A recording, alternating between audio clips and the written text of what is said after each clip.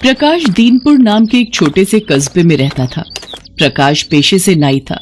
वो गरीब था तो उसके पास दुकान नहीं थी, इसलिए प्रकाश एक पेड़ के नीचे ही अपनी नाई की दुकान चलाता था और घर का गुजारा करने लायक रोजाना की कमाई कर ही लेता था। अरे प्रकाश, जरा दाढ़ी तो बना दे भाई, है? समय ही नहीं मिलता यार। आज साले की शादी में जाना है, थोड़ी अच्छी बनाना, ठीक है? ठीक है मदन भाई, आप बैठो, मैं अभी आपकी दाढ़ी बना देता हूँ। बाल भी लंबे हो रहे हैं, कहो तो सेट कर दूं? हाँ भाई कर दे भाई, कर दे। वैसे काफी दिन हो गए यार भाई बाल कटवाए हुए भाई। प्रकाश भैया, अगर इनका काम हो जाए तो मेरे बाल काट देना भैया, मुझे 1 घंटे में शहर निकलना है। बस आप बैठो, इनका काम हो ही गया समझो। प्रकाश भाई, अब तो तुम भी अपनी नाई की दुकान ले लो, है भाई?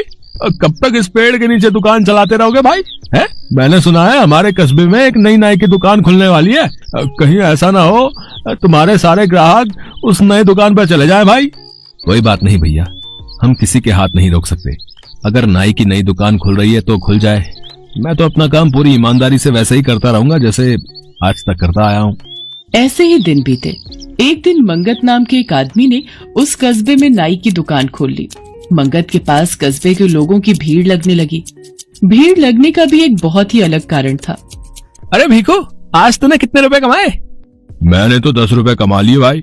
वैसे ये बढ़िया है, बाल भी कटवा लो और बदले में पैसे भी कमाओ, है? और मंगत नाई कैसे हो?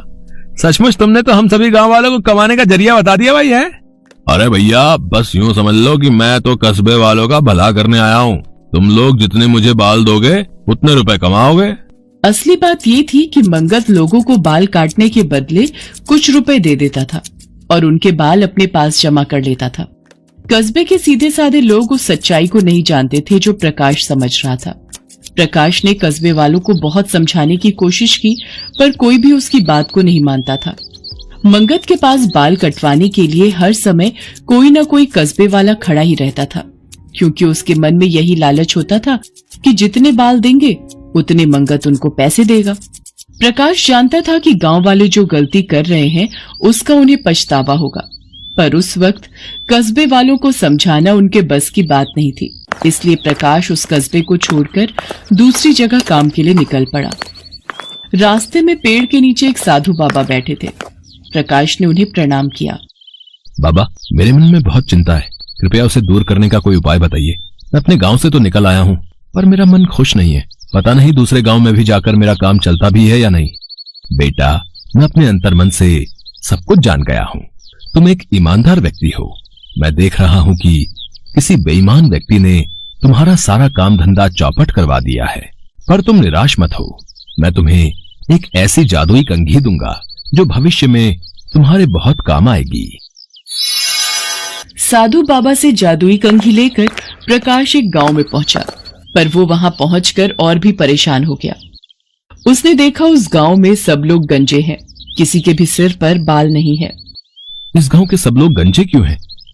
मुझे किसी से इसका कारण पूछना होगा।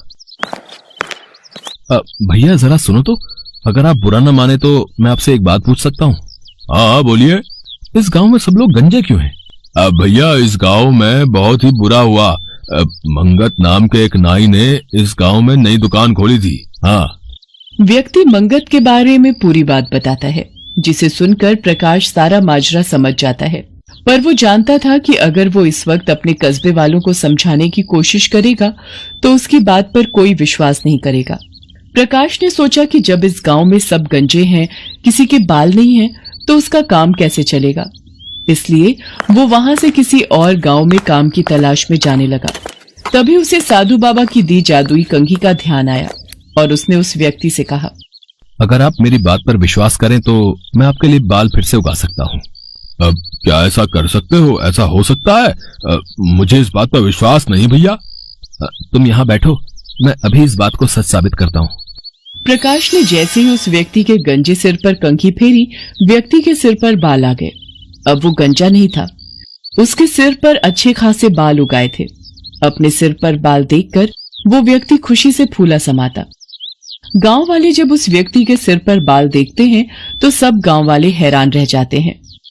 प्रकाश एक एक करके सभी गांव वालों के सिर पर जादुई कंघी फेरता है तो सब गांव वालों के सिर पर बाल आ जाते हैं। धीरे धीरे प्रकाश के बारे में ये सूचना आसपास के सभी गांव और कस्बे वालों को पता चल जाती है। अब जो भी व्यक्ति गंजा होता था वो प्रकाश के पास आ जाता था और उसके बाल उगाते थे। प्रकाश ने अपने नाई के काम को भी अच्छी तरह संभाला हुआ था और वो जादुई कंघी का इस्तेमाल तभी करता था जब किसी को अपना गंजापन दूर करना हो।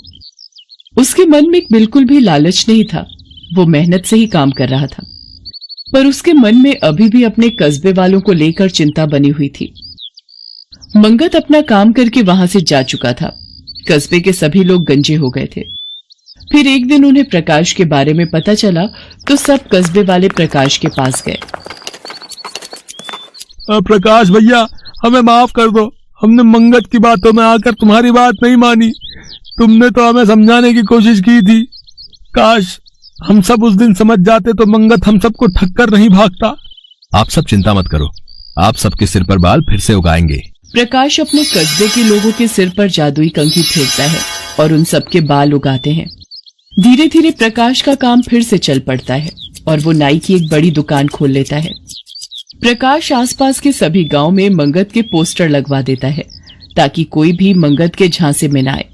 फिर एक दिन मंगत पुलिस के हाथों पकड़ा जाता है। मंगत बालों की तस्करी करता था और बालों को बेचने का काम करता था। मंगत को उसके किए की सजा मिल जाती है और उसे जेल हो जाती है।